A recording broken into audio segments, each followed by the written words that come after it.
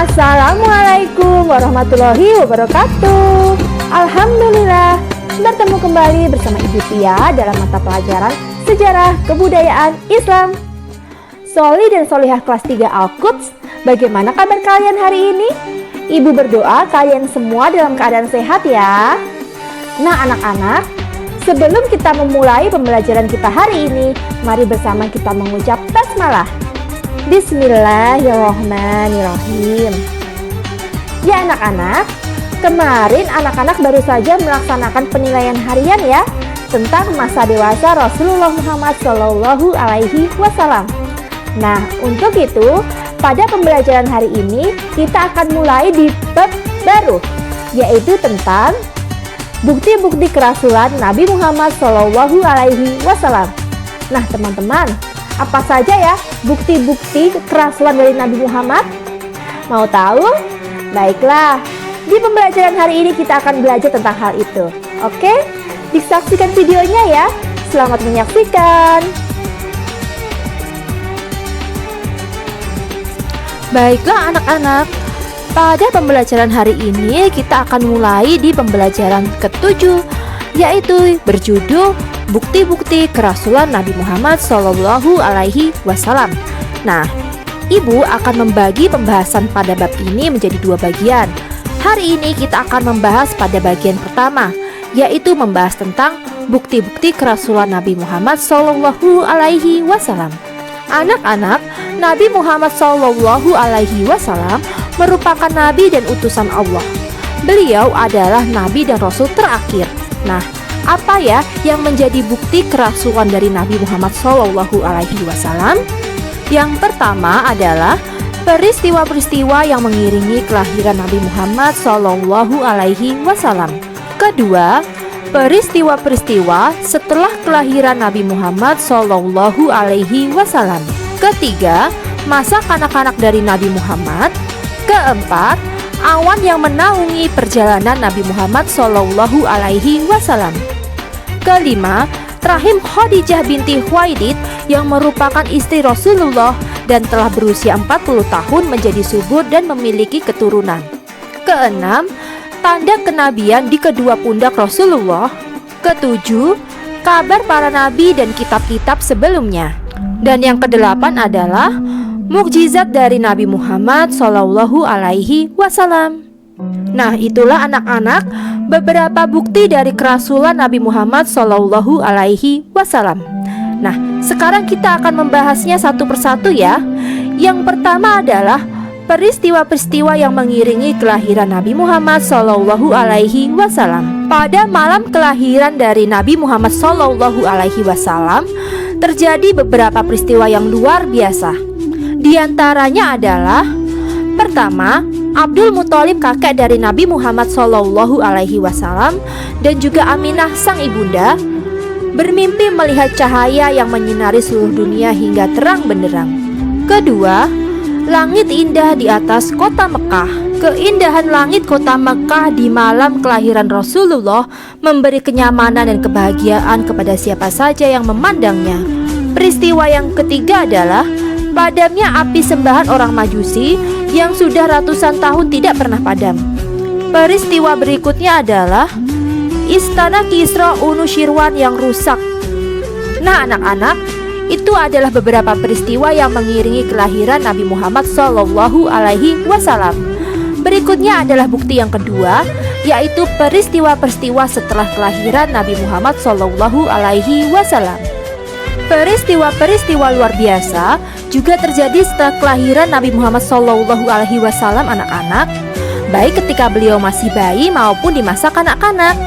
Di antara peristiwa tersebut antara lain adalah keberkahan yang dialami oleh keluarga Halimah As-Sadiyah yang merupakan ibu susuan dari Nabi Muhammad. Yang kedua adalah peristiwa yang dialami oleh Nabi Muhammad ketika masih berusia 4 tahun. Ketika itu, Nabi Muhammad didatangi oleh malaikat Jibril dan malaikat Jibril membelah dada Nabi Muhammad. Peristiwa berikutnya adalah ketika Nabi Muhammad masih anak-anak, sang paman Abu Thalib meminta hujan melalui Nabi Muhammad Shallallahu Alaihi Wasallam. Bukti kerasulan yang ketiga adalah masa kanak-kanak Nabi Muhammad Shallallahu Alaihi Wasallam. Sejak masih kanak-kanak, Nabi Muhammad memiliki perilaku yang terpuji, seperti menghormati orang yang lebih tua, menyayangi orang yang lebih muda, tidak pernah menyakiti perasaan orang lain, dan masih banyak lagi sifat terpuji yang dimiliki masa kanak-kanak Rasulullah Muhammad. Sejak kecil, Nabi Muhammad tidak pernah mengikuti kebiasaan-kebiasaan buruk dari masyarakat Arab jahiliyah. Seperti yang sudah pernah kita pelajari anak-anak, bahwa masyarakat Arab jahiliyah memiliki berbagai kebiasaan buruk. Ka'bah yang pada masa itu dikelilingi oleh berhala-berhala, bahkan sampai 360 berhala. Meskipun pada masa itu berhala merupakan sembahan bagi orang Arab jahiliyah, tapi sejak kecil Rasulullah tidak pernah ikut-ikutan menyembah berhala sebagaimana yang dilakukan oleh masyarakat pada waktu itu. Akhlak buruk yang dimiliki oleh masyarakat jahiliyah Arab pada masa itu juga adalah suka minum minuman keras, mabuk-mabukan, dan juga berjudi. Tapi Rasulullah pun tidak pernah mengikuti. Bahkan ada suatu ketika Nabi Muhammad diajak oleh kakeknya, yaitu Abdul Muthalib, untuk pergi ke Ka'bah menyembah berhala. Tapi Rasulullah menolak ajakan kakeknya itu dengan sopan dan lembut, walaupun waktu itu Rasulullah masih berusia 8 tahun. Nah anak-anak, bukti kerasulan berikutnya dari Rasulullah Muhammad SAW adalah ketika Rasulullah yang saat itu masih berusia 25 tahun menikah dengan Khadijah yang sudah berusia 40 tahun. Di usia Khadijah yang sudah cukup berumur ini, ternyata Khadijah masih bisa memiliki anak, bahkan sampai memiliki 6 orang anak. Nah anak-anak, sekarang kita akan memasuki ke bukti kerasulan berikutnya, yaitu adalah adanya tanda kenabian yang terdapat di kedua pundak Nabi Muhammad Shallallahu Alaihi Wasallam. Tanda inilah yang pernah dilihat oleh pendeta Bakhiro. Pendeta Bakhiro adalah pendeta yang pernah bertemu dengan Rasulullah Muhammad ketika Rasul masih berusia 12 tahun. Anak-anak pasti masih ingat kan dengan cerita ini? Ketika Nabi Muhammad diajak oleh pamannya Abu Thalib untuk berdagang ke negeri Syam, dan di tengah jalan mereka bertemu dengan pendeta Bakhiro yang menyaksikan tanda-tanda kenabian. Bukti kerasulan yang selanjutnya adalah kabar para nabi dan kitab-kitab sebelumnya.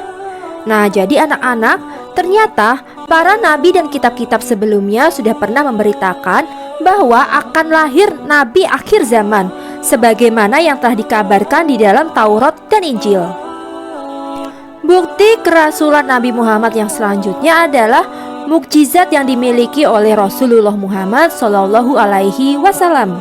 Mukjizat adalah kelebihan yang diberikan oleh Allah Subhanahu wa Ta'ala kepada setiap nabi. Mukjizat diberikan kepada para nabi dan rasul dengan tujuan sebagai bukti bahwa dia benar-benar rasul utusan Allah. Nah anak-anak, tentunya anak-anak masih ingat ya mukjizat-mukjizat yang dimiliki oleh setiap nabi.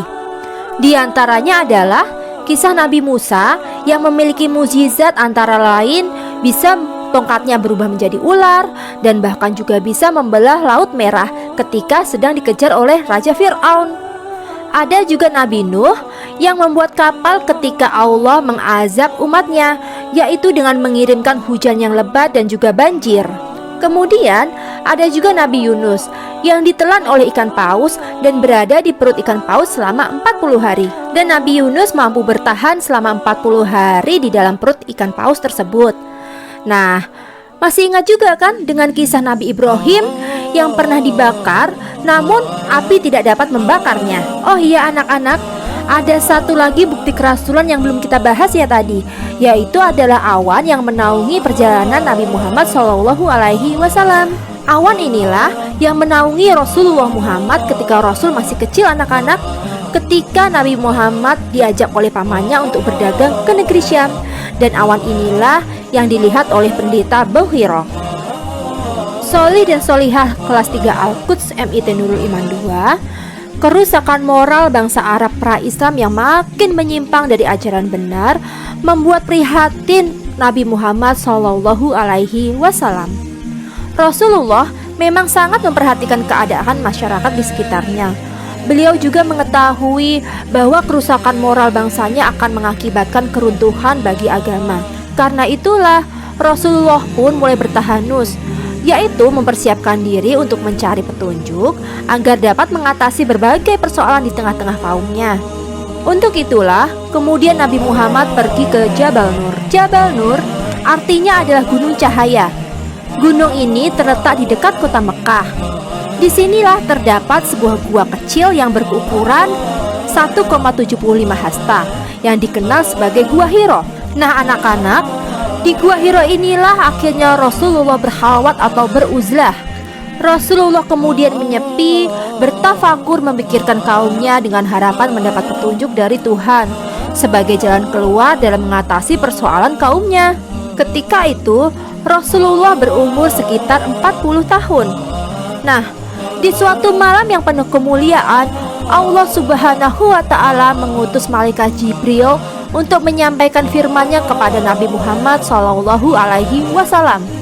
Nah, pertemuan malaikat Jibril dengan Rasulullah Muhammad ini merupakan turunnya wahyu yang pertama, sekaligus mengangkat Rasulullah Muhammad sebagai nabi dan rasul dari Allah Subhanahu wa Ta'ala yang diutus untuk seluruh umat manusia. Nah, anak-anak, hal ini merupakan salah satu bukti ya kerasulan Nabi Muhammad SAW dan membuktikan pula bahwa beliau benar-benar seorang rasul yang diutus oleh Allah untuk menyampaikan ajaran yang benar, ajaran yang akan dibawa manusia selama di dunia dan di akhirat. Anak-anak, sebagai manusia pilihan Allah yang diangkat menjadi rasul, Rasulullah Muhammad akan menjadi pembimbing dan pemimpin umat. Sehingga Nabi Muhammad memiliki sifat-sifat terpuji dan akhlak yang mulia. Apa saja ya sifat-sifat itu? Di antaranya adalah berjiwa besar, cerdas,